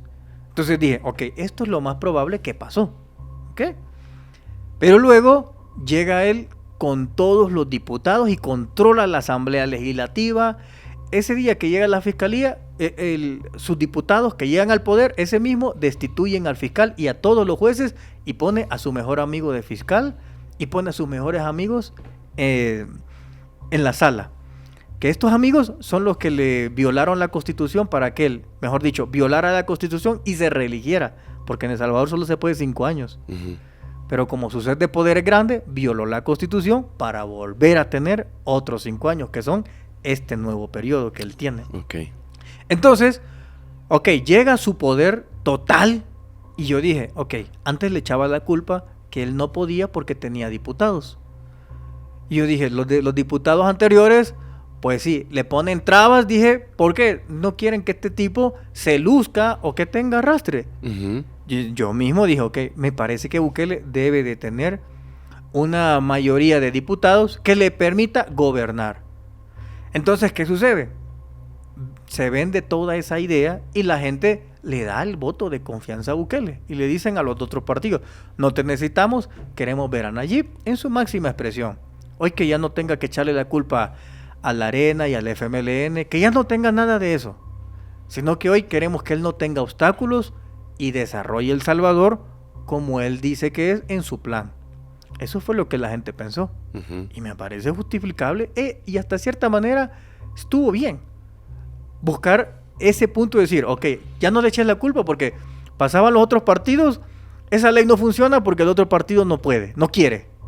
Y el otro también, y pasamos 20 años así. Entonces la gente dijo, ¿y qué pasa si este tipo, pues sí tiene diputados? No uh-huh. va a tener a quién culpar. Y obviamente no va a tener obstáculo y vamos a irnos directo al primer mundo. Claro. Es la idea que pensó las personas. Pasa esa situación y lo primero que hace ese día fue quitar al fiscal y poner a su amigo. Quitar a los magistrados y poner a sus amigos. Entonces comenzó solo a poner a toda su familia ahora que controlaba todo.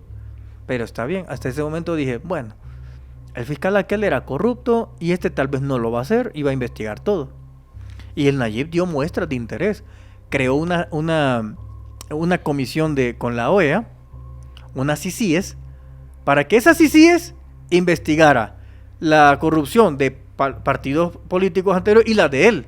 Pero cuando esas CICIES comenzó a investigar la de él, rápido la cortó y los corrió y dijo que no, que ya no iba a tener nada. Fíjate. Y todo eso usted lo puede investigar en los links que le deje. Bien, después pasa ese otro incidente. Yo voy viendo que las cosas no están caminando con el potencial. Imagínate, hoy dispones de millones de dólares y no tenés que pedirle a nadie ni negociar. O sea, los tenés, decís, voy a construir este hospital, se construye. En 6 años no ha hecho ni un hospital, pero se hizo la cárcel más grande de Centroamérica. Entonces, ni universidades. Entonces, empecé a ver, dije, ¿y para qué está ocupando el poder Nayib? No entiendo. Los alcaldes tienen su función. Aquí le llaman presidentes municipales, los uh-huh. alcaldes. Y los alcaldes se tenían que hacer calles y esas cosas. ¿Ok? Comencé primero, fíjate, a criticar a alcaldes que no hacían nada, que debían. Luego pasé a criticar a los diputados. Y cuando pasaron esas 2 etapas, y ya me percaté que quien decía qué hacer y qué no hacer era Nayib. Entonces ya de ahí, directo, señalé a Nayib. Y es cuando él dice, los que me conocen saben que yo sé hasta cuando un baño está sucio. Incluso Nayib dice, y lo puede ver usted en este tweet, él dice, este va a ser capturado, pero él no es fiscal, él es presidente. ¿Cómo puede él mandar a capturar a alguien? Mira, el lunes pasado, pues resulta que él obliga a los empresarios de buses a que den transporte gratis, lo que te hablaba, por una semana. No firmó contratos, no firmó decretos, solo puso una foto en su tweet y habían empresarios que no tienen su Twitter. Los apresaron. Y usted lo está viendo ahorita. Los apresaron porque ellos no dieron el servicio y ni les había pagado. Les pagó hasta el día siguiente porque la gente empezó a decirle, Nayib, pero ni siquiera les has pagado para el servicio gratuito. No hay decreto, los diputados no están y solo por un tuit que ellos no respetaron, los metes presos. El día siguiente él tuvo que pagarles a los empresarios para que trabajara. Fíjate, el lunes los captura. El día jueves se le murió un empresario dentro de la cárcel de él. El señor Yacot de la ruta 202 era un hombre que estuvo sano y se ve la captura y 4 días después salen bolsas negras. Solo por no respetar el tuit de Nayib. No era ley, era un tuit. Fíjate. Entonces, ante esas cosas yo no me podía quedar callado. Yo no soy una persona que se vende por views. Haber hablado de Nayib, no hombre, si es que fíjate, a mí hasta me ofrecieron publicidad del gobierno para que yo hablara bien de Nayib. Y yo iba a tener, y muchos youtubers tienen publicidad gubernamental para aplaudirle a él. Pero yo no hago eso. ¿Discutiste con él en algún momento? O sea, no. ¿hicieron como una especie de plática para saber esto? No, eso es lo que te digo. Es que en mi trabajo yo no tengo con quién platicar sobre lo que está mal y está bien. Lo que está mal. Ahora, a nivel de amigos, digamos que tú hablas mal de mí a nivel de amigo, pues yo te voy a decir, oye, Ferpen, hablemos, esto es de amigos. Te estamos hablando que estás hablando de todo un país. Entonces, eso es diferente. Porque si mi trabajo es ser crítico, pero al mismo tiempo dar una crítica positiva a un gobierno, no estoy tildando tu acción de amistad. Es tu trabajo. ¿Me explico? Entonces él ya no le gustó eso. Que yo fuera, como fui en el pasado, imparcial con cualquier partido político. Entonces comenzaron a financiar a youtubers. Ok. Y esos youtubers comenzaron a atacarme todos a mí. A mí. Usted puede buscar Marcelo Larín y va a escuchar, va a ver cómo hay viñetas que dice Marcelo Larín quedó en ridículo, Nayib lo destrozó, así. Porque el gobierno en otras facciones comenzó a financiar youtubers para desacreditarme a mí, porque sabían que yo tenía mucha voz y mucha influencia. Tanto así que por eso Nayib me va a buscar. Y vos has visto que soy el único que lo ha entrevistado, nadie más, y Luisito Comunica. Soy el único que lo ha invitado. Bueno, youtubers, ¿no? Youtubers, que lo invita a las tarimas como lo has visto. No hay ningún youtuber más que lo hiciera. Entonces, imagínate el calibre que tenía en aquellos entonces. Por eso es que él me busca. Después de eso, viene, y como no me podían silenciar en YouTube, por más que me denunciaran los canales y todo, YouTube, claro, empezó ya a perjudicarme un poco en que apareciera, porque había un gran ataque de mí, de youtubers, tuiteros. Pero vio que yo seguía, porque Nayib no pensaba de que yo tengo una coraza emocional fuerte. Entonces, tú me puedes decir algo y yo te digo que es tu derecho. ¿No estás de acuerdo? Pero ¿qué sucede? En El Salvador, tú decías algo y te caían todos los troles financiados por el gobierno y te hacían video y hacían doblegar a las personas. Hay gente que aquí, por ejemplo, hay una muchacha que se llama Berta León, que era la abogada personal, que tuvo que pedir asilo aquí en México. Y aquí está Berta y le mando un saludo. Era la que lo defendía y lo criticó. Le cayeron una presión increíble en los medios de comunicación, en YouTube, que la muchacha no aguantó y tuvo que venir huyendo aquí. Imagínate, así la presión psicológica. Entonces pensaron que ese manual sirve conmigo. Y comenzó a borbandearme en YouTube. Y usted puede buscar, que yo no tengo ningún problema. Y va a ver todo lo que me atacan los youtubers que le aplauden a Nayib. Hasta que Nayib vio que a mí me daba igual y yo seguía con las noticias de crítica. Hay una persona que le dice: presidente Nayib Bukele y Marcelo Larín es un caballo de Troya. Imagínate esto. La gente en El Salvador a Nayib le pide trabajo, le pide que les ponga luz, porque en muchos lugares no hay luz en El Salvador.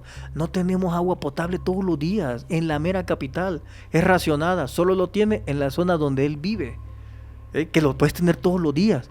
Pero en la capital no existe eso. Vos abrís los chorros y sale como que es horchata, todo negro. La gente en Twitter se lo pide y se lo suplica. Él no responde. Curiosamente, ese tweet que le preguntaban de mí, corrió a responder y dijo: yo hace tiempo lo tengo bloqueado. Eso se volvió viral allá en redes sociales porque el gobierno comenzó otra vez a financiar para que todos me atacaran. Pues esa ola estuvo bien, me llegó, y yo pues en ese tiempo estoy viviendo en Tenerife, pues me fui a la playa normal. Y yo seguí criticándolo normal. Entonces, ese es el punto, en donde me han llovido críticas financiadas por el gobierno para atacarme. ¿Amenazas? de todo. Que me calle, que deje de hablar, que me va a pasar lo de Alejandro Mason, que es lo que te digo, que era su mejor amigo y lo ejecutaron ahí porque él iba a contar la corrupción de Nayib. O sea, ¿hubo una amenaza a tal grado? No, ahí en redes sociales hay muchísimas. Es Incluso te dice, ¿y cuándo vas a venir a El Salvador? Secot te espera. Ese es el típico comentario por criticar, pero obviamente son los troles de Nayib. Ah, ok, pero quien te pone esas declaraciones son gente random, por decirlo así, en comentarios, no él. No es tanto así. Es que ese comentario me pudo a mí llevar a la muerte. Imagínate tú cuántos fanáticos habían de Nayib al ver que Nayib me llamaba a mí que yo era un caballo de Troya. Cualquier fanático loco me podía haber matado por decir, este está hablando de mi presidente y dice que es eso. Eso sí fue un atentado contra mi vida.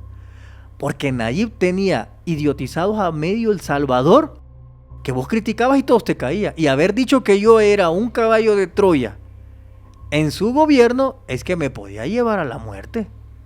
Porque hay tanto fanático ahí. Gente incluso, fíjate, que sacaban sus pistolas. Papá, vamos a defender a nuestro presidente. Hasta ese extremo llegaba. Cuando él hace eso, él no midió las consecuencias. Que ese tuit me podía haber llevado a la muerte a mí en sus fanáticos. Claro. Pero obviamente eso, pues no pasó, gracias a Dios. Tengo esa coraza divina y hasta el momento no ha pasado. Pero él no midió eso. Imagínate tú. Ves que el propio presidente, el más popular de todo América, te llame a ti, que eres casi que un traidor y un infiltrado, un caballo de Troya. Imagínate la lluvia psicológica que pudo haber ocasionado. Si a John Lennon lo mató un fan, imagínate. ¿Te imaginas? ¿Cómo ves el contexto social hoy en El Salvador comparado con el de... Voy a replantear la pregunta. ¿Cómo ves el contexto social hoy en El Salvador antes y después de Nayib? Es curioso. Y la seguridad. Eso es importante también. Fíjate que antes quiero decir algo que involucra a México. Yo recuerdo que hace como una semana, hace como un mes, le llovieron memes a Nayib y usted lo puede ver incluso en noticieros de aquí, porque Nayib se ha inflado tanto el ego que muchos especulan que hasta ha pactado ya con el diablo y cosas así. ¿O sabes que Grok es la inteligencia artificial de Twitter? ¿Sabes que Nayib puso Grok, quién es el más popular de todos los presidentes? ¿Sabes qué le contestó Grok? ¿Qué? Sheinbaum. Ok. Y le puso Sheinbaum. Todo mundo se lo empezó a hacer trizas. Porque él esperaba que la inteligencia artificial le dijera, tú eres. Entonces le ponían de meme a la Cenicienta, donde la bruja le pregunta, espejito, espejito, ¿quién es el más bonito? Ok. Y entonces todo mundo... No los vi, No los vi. No, aquí lo puedes ver, se los pones aquí a toda la gente. Ahí puedes ver el tamaño de ego que él quiere controlar, o sea, todos los territorios que él pueda. Solo con esa pregunta, que le aplaudiera. Entonces, siguiendo con esta conversación, hay una transformación en El Salvador, como te acabo de decir, que está clara. Antes las personas huían de las pandillas, hoy huyen por el gobierno de Nayib y no son pandilleros. Okay. Eso. ¿Hay tranquilidad o hay represión? ¿Hay libertad o está militarizado? ¿Hay paz o está militarizado? Yo puedo salir aquí ahorita, donde estamos, y yo no veo militares y yo me siento en paz y hay tranquilidad donde estamos ahorita. Pues que otros lugares no. Pero tú sales en El Salvador y por todos lados ves los militares y los policías. Llamarle a eso seguridad es errado. La seguridad la vamos a probar el día que él deje de reprimir a la gente, guarde los militares, guarde los policías y la gente salga libre. Ahí sabremos si hay libertad. Pero ¿cómo le podemos llamar libertad a lo que te preguntan qué opinas de tu presidente? No puedes hablar porque vas preso. No le puedes llamar a eso libertad. No se puede llamar. Libertad se goza en Noruega, en Suecia, en Dinamarca, en lugares de España, o aquí en muchos lugares también todavía se goza algo de libertad todavía. Pero no le puedes llamar libertad a un país que está militarizado. No se le puede llamar paz a eso. La paz es, no hay militares, no hay pandilleros. Sería el primero en aplaudirle a Nayib y decirle, bro, lo lograste. Pero se cambiaron los pandilleros por los militares. ¿Regresarías a El Salvador a vivir? No, de hecho estoy pensando en renunciar a la ciudadanía salvadoreña. ¿Por? A ese nivel. A ese nivel estoy llegando. Estoy pensándolo y valorándolo muchísimo, muchísimo. Es siempre en desacuerdo de las políticas de represión. Es como una protesta mía, es decir, yo no estoy de acuerdo en pertenecer y ser gobernado por un dictador democrático, como Nicolás Maduro, que va a las votaciones y gana, y es dictador. Pues lo mismo aquí. ¿Hoy existe todavía en El Salvador este régimen de excepción? ¿Está Todavía activo? está activo y la gente mismo, te voy a mandar videos que se pueden poner, están libres de copyright, de que escuches lo que la gente dice. No lo quiere porque ha servido para reprimir a la gente. Entonces, te preguntas, si presume que ya extinguió a las maras, ¿por qué siguen los militares afuera? ¿O el régimen? O el régimen. ¿Por qué sigue? ¿Por qué le seguís quitando los derechos a las personas de defenderse? Y gente que tiene su carta que le dicen, usted no es pandillero, salga, no lo dejan salir. Sigue ahí. Ok. Para quien no sepa y refrescando esto, el régimen de excepción es un lineamiento legal que quita temporalmente las garantías constitucionales a algunas personas, bueno, a todas las personas que están en El Salvador. Esto quiere decir que te pueden, pues al quitarte tus garantías te pueden llevar preso. Capturar por cualquier sin motivo. tener pruebas. Y sin que tengas un juicio. No que tengas abogado. No tienes abogado. Okay. El juicio, pues, hay gente que lleva 4 años ahí presas. Son alrededor de 50,000 inocentes que están presos. Okay. Por eso solo hice la mención para que sepamos. Para que sepamos que el régimen de excepción es eso. Ajá. Es que es más, un vecino que sucedieron casos. Tú le caes mal, llama a la policía y dice, él es pandillero. El policía va por ti y te lleva sin tener pruebas. Ese es el riesgo del régimen de Ese excepción. es el riesgo. El riesgo es que vos le caes mal a un político, este es pandillero. ¿Cómo ves el futuro de El Salvador con este régimen de excepción activado indefinidamente? Corea del Norte, fíjate. Desde ahí. Es más, es terrorífico tanto que este video, que si quieres ponerlo, muestra cómo el gobierno de Bukele a todos los niños los educa para que lo alaben. Sus funcionarios. Este video se llama Señor Marroquín, Carlos Marroquín. Está con los niños y dice, mandémosle un saludo a nuestro gran presidente. Y los niños gritando y celebrando a Nayib Bukele. Y todos dicen, oigan, ¿aquí le están lavando ya el cerebro a los niños? Para que alaben a este señor. Tanto así que esto va para largo. Porque como todos saben, y aquí también hay un link, el gobierno de Bukele está en la casa privada de Nayib. Y quiere Nayib tener su propia calle, que le está intentando comprar la asociación, tener su propia calle. Y aquí casa presidencial, para él ya no moverse. A ese extremo llega. Y ahí están los links para que usted vaya a leer todo eso que ahí está. Nayib ya no va a dejar el poder, él se va a perpetuar ya en el poder. Y si lo deja, lo va a cambiar por su hermano y después vuelve otra vez a hacerlo. Pero él ya no va a salir del poder. Ya violó la Constitución una vez, ya ahorita movieron ya un artículo porque el próximo es la reelección indefinida. Entonces realmente él ya no va a salir del poder. Se va a perpetuar como Nicolás Maduro. Te voy a preguntar directo porque tengo que saberlo. ¿Tienes miedo de que esta entrevista salga al aire y la vea Nayib Bukele? Mira, si la ve, no me da miedo. Lo que me da miedo realmente es que Bukele después ocupe todo su armamento y no le guste. ¿Por qué? Porque esto lo está sabiendo el mundo. Y a él lo que más le duele es que le dañen su imagen que ha construido en el extranjero. A los nacionales le da igual. Le da igual porque ocupa el ejército y les dice, pandilleros ya arrestados. Porque allá no se permite manifestación. Allá vas preso. Porque se vende la idea de que si estás en contra de Nayib, pues sos pandillero o tenés familia de pandillero. Claro. Porque Nayib nos protege de todo lo malo que hay, los delincuentes. Entonces, si estás en contra del gobierno que te protege, sos pandillero, sos delincuente, vas preso. Esa es la idea que se vende allá. Ok.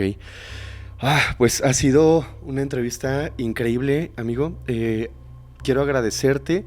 Primero, pues que tengas el valor de contarnos todo esto. Yo me mantengo simplemente como un escucha de tu historia, un testigo de lo que te ha pasado, de lo que nos has dicho. Vamos a tratar de poner la mayor cantidad de videos, pruebas, evidencias, de links, de todo lo que nos has platicado. Nos vas a ayudar a compartirnos quizás un poquito de información. Es súper importante tener sustentado todo lo que hemos dicho, ¿no?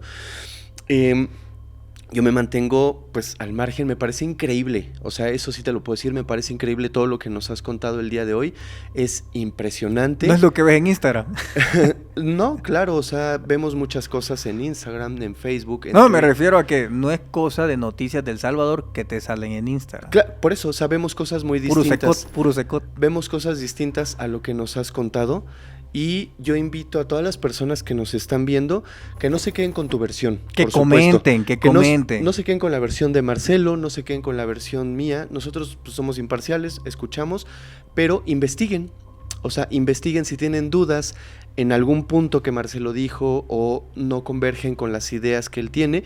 Por supuesto que está bien y por supuesto que podemos buscar en medios de información en internet qué es real si tenemos dudas de algo de lo que tú nos has dicho. Exacto. Yo respeto todo lo que has dicho y te digo, no emito una opinión porque pues, para empezar no vivo allá, entonces no sé la realidad del país, o sea, no podría yo debatir contigo sobre si es bueno, es malo, si es real, no es real todo lo que me estás contando porque no vivo allá y no tengo esa experiencia de estar en El Salvador y poder defender o atacar a un gobierno que no conozco. Entonces es por eso que me parece impresionante, pero me parece bien. Quiero finalizar con una última pregunta. ¿Nayib Bukele es un héroe o es un villano para ti? Fíjate que para mí, en todo lo que he visto, creo que Nayib se disfrazó muy bien de héroe siendo él un villano. Entonces, eso es lo que puedo decirte. Hoy, Nayib, hoy por hoy sí se ha convertido en un villano. Hoy. No porque el hecho de que no comulgue o no con las políticas, por las cosas que él dijo que no iba a hacer y fueron peores. Por la obsesión de poder. Eso lo convirtió a él en un villano. Eso. Okay. Y para terminar, ustedes van a ver en los comentarios algo clásico de los troles que tiene Nayib, porque yo los conozco y sé que son del Salvador. Van a decir, este está dolido porque no tuvo un puesto en la asamblea, este está dolido porque esa fue la línea que se tiró que me tenían que decir. Okay. Que uno dice esta cosa porque está dolido. Nos estamos anticipando a los comentarios ya, que vienen, ya ¿no? Te vas a dar cuenta que van a aparecer. Ok, vamos a leerlos, vamos a ver qué pasa, qué pasa. Amigo, te agradezco muchísimo, ha sido un gran capítulo, te agradezco el haber venido aquí, el contarnos todas estas historias. Yo respeto todo lo que tú dices y vuelvo a invitar a la gente a que investiguemos, a que hagamos un trabajo de investigación y veamos cuál es la realidad y formemos nuestra propia opinión. No nos quedemos nunca con la opinión de nadie, hagamos nuestra propia investigación si nos interesa, por supuesto, el tema, ¿no? Si no, bueno, pues nos quedamos con la charla que ha sido muy interesante, ha sido muy enriquecedora y te agradezco de verdad que hayas estado aquí en la mesa de Criminalmente y que nos hayas venido a platicar. Por último, por favor, vuélvenos a darnos, amigo, redes sociales, plataformas, proyectos, el que tú quieras mencionar y para que la gente pues te empiece a seguir. En YouTube me pueden buscar como El Conocimiento Prohibido. Al menos que a usted le guste la política de El Salvador, puede ver La Nueva Revolución. De lo contrario, puede ir a ver El Conocimiento Prohibido en Instagram como Marcelo Larín, Facebook El Conocimiento Prohibido. Ok, perfecto. Amigos, muchísimas gracias por haber estado en un capítulo más de Criminalmente. ¡Ay, casi se me olvida! Creo que cuando este capítulo salga, aún vamos a estar en previo a las nominaciones de los Spotify Podcast Awards. Y bueno, ya saben que he venido haciendo mi propia campaña micropolítica para venir a pedir el voto. Estamos nominados, amigo, no sé si ya lo sabías. Sí, yo voté ya por ti. Ah, ¿ya votaste por mí? Ya voté por... Ok, vota por mí. Estamos haciendo... ¿Qué cambio nos ofreces al pueblo en el podcast? Información muy interesante.